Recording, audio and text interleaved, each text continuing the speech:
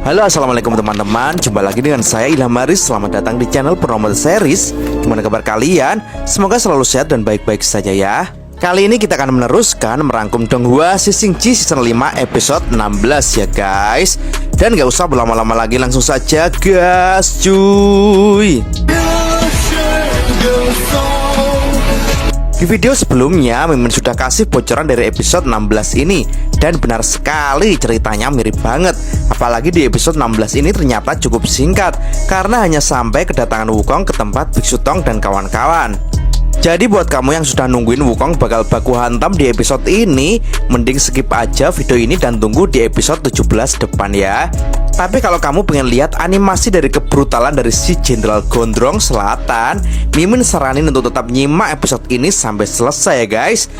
Jenderal Selatan pun kini merasa sangat sedih karena menyadari kalau cermin Shenluo-nya benar-benar pecah. Sementara Beilang pun masih keheranan siapa sebetulnya yang menghancurkan cermin itu.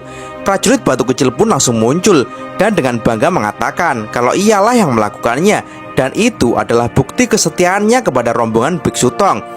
Jelas hal itu membuat Biksu Tong juga tak menyangka. Sementara Xiaoyu pun sangat senang melihat gurunya telah kembali. Sedangkan luka yang dialami Patkai pun tampaknya benar-benar serius.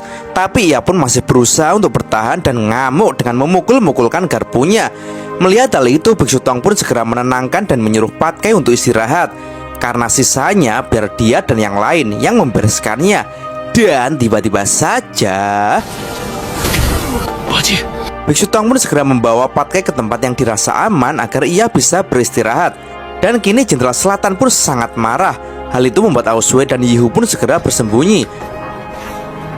Xiaoyu pun juga segera mengamankan prajurit batu kecil. Akan tetapi Jenderal Selatan pun saat ini tampaknya masih kebingungan harta apa yang akan ia gunakan kali ini. Apalagi kedua anak buahnya juga sudah tak bisa apa-apa lagi. Dan tiba-tiba saja Biksu Tong pun ternyata sudah berada di dekat Jenderal Selatan.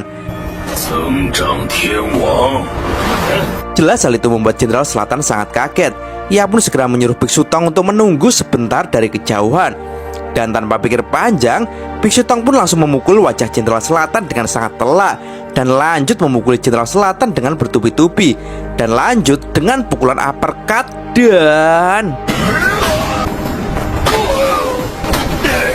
jelas hal itu membuat Tian Mansing dan Jimmy sangat kaget. Bisa-bisanya jenderal yang sangat mereka agungkan ternyata bisa dipukuli oleh manusia fana seperti Biksu Tong. Dan kini Jenderal Selatan pun dengan sekuat tenaga berusaha untuk bangkit. Ia pun lalu marah-marah kepada Biksu Tong, karena Biksu Tong telah membuat harta-harta Jenderal Selatan yang merupakan hasil dari kerja kerasnya selama bertahun-tahun kini berserakan di mana-mana. Dan di tengah Jenderal Selatan yang masih terus mengomel itu, tiba-tiba saja Aosue yang melihat kalau Jenderal Selatan kini kenyang dengan bogem mentah Biksu Tong itu, ia pun jadi sesumbar dengan mengatakan kalau ia sebenarnya tahu bahwa Jenderal Selatan ini sangat lemah, dan apakah ia harus ikut turun tangan juga. Tapi ketika ia menyadari kalau Jenderal Selatan kini belum mati, Aosue pun kini jadi kembali lagi ke tempat persembunyiannya bersama Yihu guys. Tian Mansing dan Jimmy pun berdiri untuk membela bosnya. Situasi yang tak menguntungkan ini membuat Tian Mansing mengusulkan agar mereka mundur saja. Akan tetapi tiba-tiba saja Jenderal Selatan pun masih bisa bangkit dengan tubuh yang berasap hitam. Jenderal Selatan pun kini terlihat murka mendengar Tian Mansing yang meminta mundur. Ia pun segera mendekati kedua bawahannya itu. Di situ ia marah-marah dan menyalahkan kedua jinggang yang menurutnya tak berguna itu. Sedangkan Jimmy pun dengan penuh semangat mengajak untuk terus melanjutkan pertempuran ini. Hal itu membuat Jenderal Selatan tampak puas dengan apa yang dikatakan oleh Jimmy. Dan tiba-tiba saja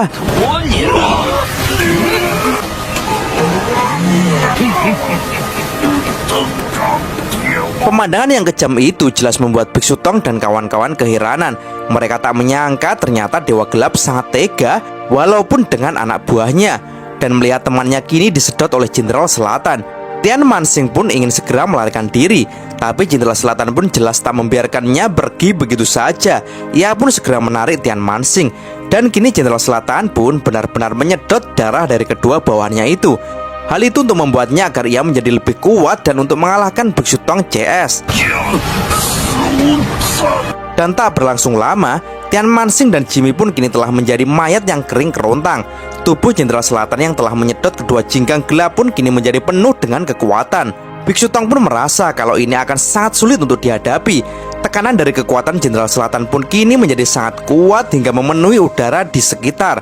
Jenderal Selatan pun kini merasa sangat senang karena ia sudah sangat lama tidak melepaskan perasaan seperti ini.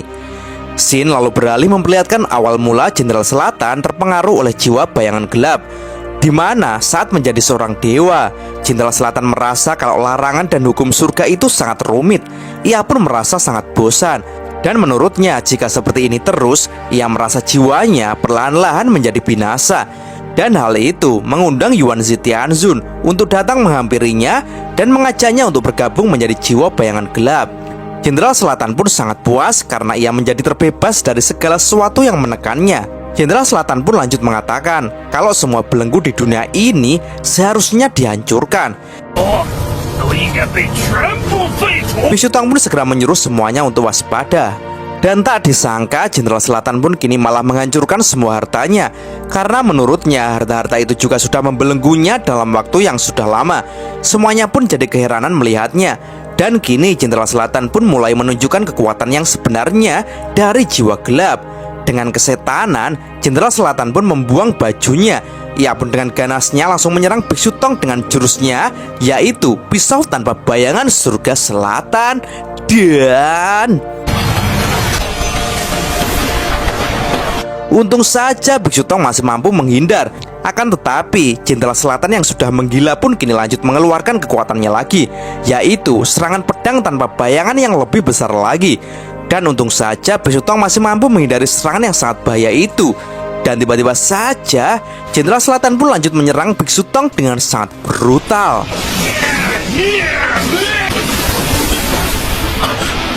Tapi untung saja Wu Jing pun cepat datang untuk menolong gurunya. Jenderal Selatan pun ngamuk dan menyuruh semuanya untuk maju bersama. Seketika dari tubuh Jenderal sesat itu kini muncul pusaran kekuatan berwarna ungu yang sangat besar yang memenuhi langit. Aosui pun kini jadi bertanya-tanya apa yang sebenarnya akan dilakukan Jenderal saat itu. Sedangkan Xiaoyu pun juga merasakan firasat yang buruk. Dan benar saja, kini Jenderal Selatan mengeluarkan tebasan-tebasan bayangan yang sangat banyak yang memborbardir seluruh tempat itu. Jelas hal itu membuat semuanya pun panik. Mereka pun sekuat tenaga lari tunggang langgang. Dan untung saja tidak ada yang tertebas dari serangan yang brutal itu. Asap tebal dan debu pun kini berterbangan dan menyelimuti area tempat itu. Dan betapa kagetnya Jenderal Selatan ketika ternyata kini semuanya sudah menghilang.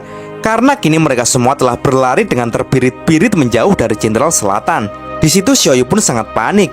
Ia tak menyangka demi memperkuat diri, Jenderal Selatan rela melahap temannya sendiri. Bailang pun juga tak menyangka dewa yang harusnya berkelakuan benar malah menjadi gila seperti itu. Aosui pun menyuruh semuanya untuk segera berlari lebih cepat lagi agar tak dikejar oleh Jenderal gelap itu. Dan tiba-tiba saja, dan benar saja karena Raja Selatan pun dengan cepat melesat dan kini sudah berada di hadapan Biksu Tong CS. Biksu Tong pun segera mencoba untuk bernegosiasi, tapi jelas dewa gila itu menolaknya mentah-mentah. Dan dengan tegas ia menegaskan kalau semuanya tak akan bisa lari darinya. Jenderal Selatan yang sangat murka pun kini mulai mengerahkan kekuatannya untuk segera membantai Biksu Tong CS. Dan permainan berburu ini baru saja dimulai, ucapnya. Tapi tiba-tiba saja, jelas suara yang tak asing itu membuat sang Jenderal Selatan pun sangat kaget. Ia pun segera menoleh ke belakang. Dan cerita pun bersambung. Oke teman-teman, terima kasih sudah nyimak alur cerita kali ini sampai habis. Semoga teman-teman terhibur. Jangan lupa terus dukung channel ini agar terus berkembang ya. Dan sampai jumpa di episode selanjutnya. Assalamualaikum warahmatullahi wabarakatuh.